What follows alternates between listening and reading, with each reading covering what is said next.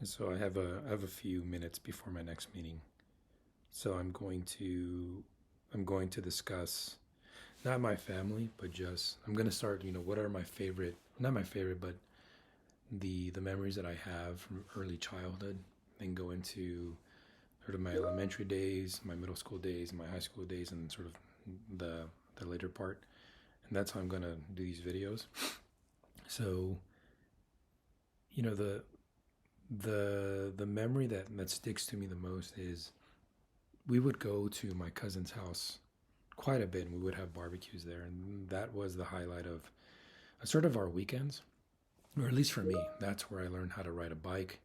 I would get on this crazy bike and just um, try to balance myself, try to figure out how to do it. And for the most part, I taught myself how to ride a bike. And it was at my cousin's house. So when every time I would go, I'd grab their bike and start pedaling, and it was great. But on the way back, because it was so late, I would fall asleep in this old, was it Ford Torino, yellow? It was like super old, and I would fall asleep in the back seat.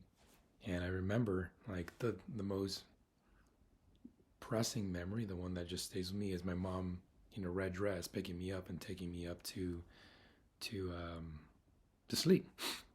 And yeah, it was comforting. It was, I don't know, it was like reassuring. It was safe. So that's my most,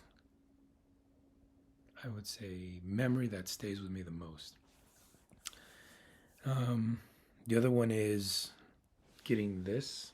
I don't know if you can see it, but I have a cut on my finger, and I was playing in the sort of, we lived at 906 East 28th Street, and right behind it there's an alleyway, and we were in that alleyway at the time.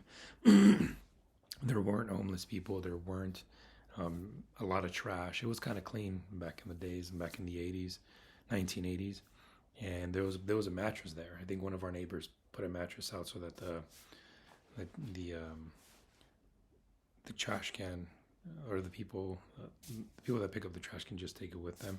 I was on it. I was on top of it, and I was holding onto a fence, and that fence had barbed wire, and the mattress fell. My finger was on the barbed wire, and it split my finger open, and there was a ton of blood, like a ton of blood. And my parents, being Mexican, they were like, put an onion on it, and it'll be all right. And yeah, sure enough, it closed up, and um, it healed. I'm pretty sure I needed stitches, but we didn't sort of think about that back then. The other one is playing with my neighbors. Um, we would play baseball. We would play football a lot in the street. It was very cool.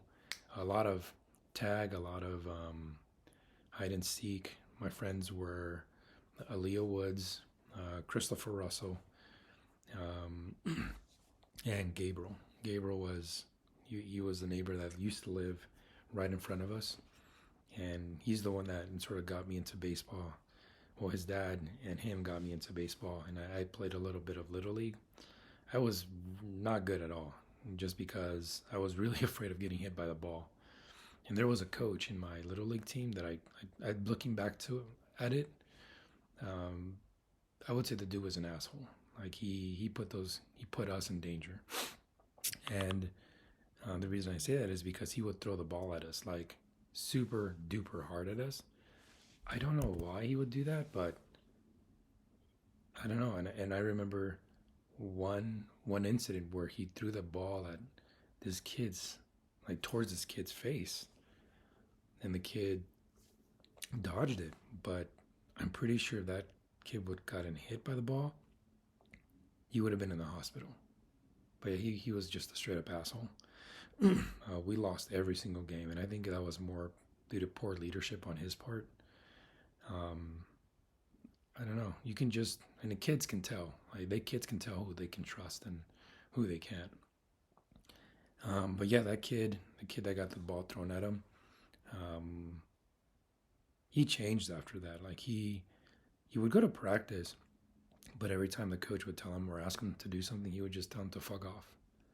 And I remember one day, the coach got mad at him. The kid told him to fuck off. And the coach was wondering, like, why are you asking? Why are you talking to me that way?